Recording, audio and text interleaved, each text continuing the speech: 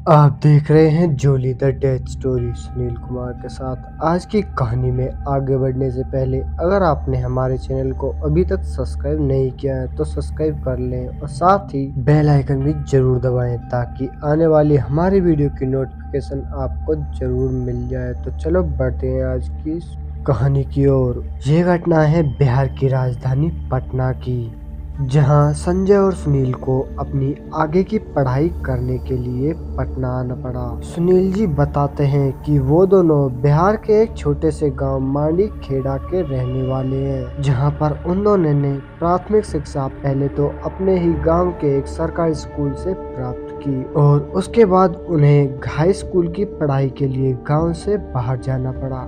जब उन दोनों ने अपनी शिक्षा पूरी कर ली तो उन्हें अपने एक हाई कॉलेज के लिए चुनाव करना था। बहुत ज्यादा सोच विचार करने के बाद सुनील और संजय ने पटना के एक हाई कॉलेज में दाखिला लेना उचित समझा। 2006 यह वो साल था जब सुनील और संजय ने पटना के एक कॉलेज में एडमिशन ले लिया और उसके साथ ही रहने के लिए एक प्राइवेट रूम भी उन्होंने ले लिया था। हालांकि वो दोनों अब गांव से निकलकर एक शहर में रहने लगे थे, मगर अभी भी शहर की एक याद जो उन्हें गांव की याद दिला देती थी वो थी बिजली का कट हो जाना, जिस पर अक्सर उन्हें छत पर सोना पड़ता था। एक दिन वो दोनों अपने रूम में बैठे हुए थे कि तभी संजय सुनील को बताता है कि उसे एक लड़की से प्यार हो गया है। इस पर सुनील चौंकते हुए संजय से कहता है कि क्या बात कर रहा है, मैंने तो पहले कभी ना ही तुझे किसी लड़की से मिलते हुए देखा है और ना ही कभी किसी से बात करते हुए, फिर ये सब कैसे हुआ।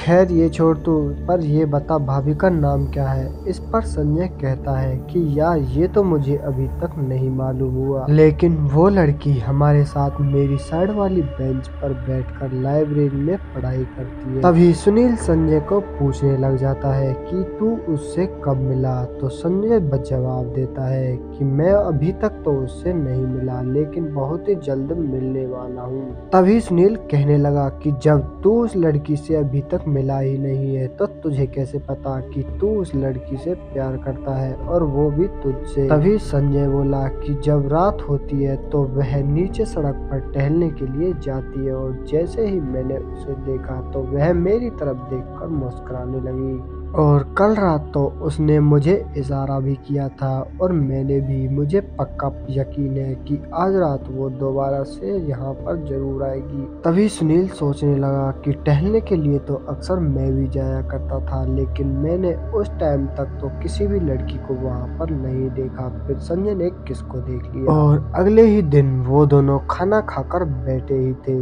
कि तभी संजय सुनील से बोलता है कि चल अब मेरे साथ, मैं तुझे दिखाता हूँ वो लड़की अब जरूर आएगी और मैं तुझे दिखा दूंगा कि वो लड़की मुझसे प्यार करती है या नहीं। इतना सब कहकर वो दोनों अपने कमरे से बाहर आ गए और उस लड़की का इंतजार करने लगे, लेकिन इंतजार करते हुए उन्हें अब तक बहुत देर हो चुकी थी लेकिन वो लड़की अभी तक नहीं आई थी, जिससे वो दोनों वहां से चले जाते हैं और अपने कमरे में जाकर सो जाते हैं। लेकिन देर रात से संजय की आँख खुलती है तो वह उस सड़क की ओर देखता है जिस पर वह अक्सर संजय के साथ घूमने के लिए आया करती थी और जैसे ही संजय ने देखा तो वह लड़की वहीं पर खड़ी थी और संजय की तरफ इशारा कर रही थी। तभी संजय सुनील को खड़ा करने लगा यह कहकर कि देख देख तेरी भाभी आ गई है। जैसे ही सुनील आंख मसलते हुए खड़ा हुआ तो पाया कि वहां पर कोई नहीं है और संजय से बोलने लगा कि यार कहाँ है, तो भैरव बोला अरे वो खड़ी ना, तुझे दिखाई नहीं दे रही। दरअसल सुनील को वहां पर कोई भी लड़की खड़ी हुई दिखाई नहीं दे रही थी। असली बात तो यह थी वहां पर कोई लड़की थी ही नहीं। संजय ने दोबारा से देखा तो वह रोड पूरा सुनसान था, वहां पर कोई नहीं था और बड़बड़ाते हुए कहने लगा कि यार अभी तो यहीं पर खड़ी थी कि अचानक से वह कहाँ चली गई। और तभी उसे लगा कि उसके पीछे कोई खड़ा है, जिस पर संजय सोचने लगा कि मेरे और सुनील के अलावा तो कोई तीसरा यहाँ पर नहीं है। फिर पीछे यहाँ आकर कौन खड़ा हो गया, जिस पर वह अब बहुत जोर से डरने लगा। और जैसे ही डरते हुए उसने पीछे की तरफ मुंडी घुमाई तो वही लड़की उसके पीछे खड़ी थी, जिसे देख संजय बहुत जोर से डर गया और एकदम से वहीं पर पीछे की तरफ गिर गया। तभी सुनील संजय से कहने लगा कि यार अब क्या हो गया, अब क्यों इतना घबरा रहा है, क्या कोई भूत देख लिया क्या। दोबारा से संजय उस लड़की की तरफ इशारा करते हुए कहता है कि सचमुच बता कि तुझे अभी भी यह लड़की दिखाई नहीं दे रही है।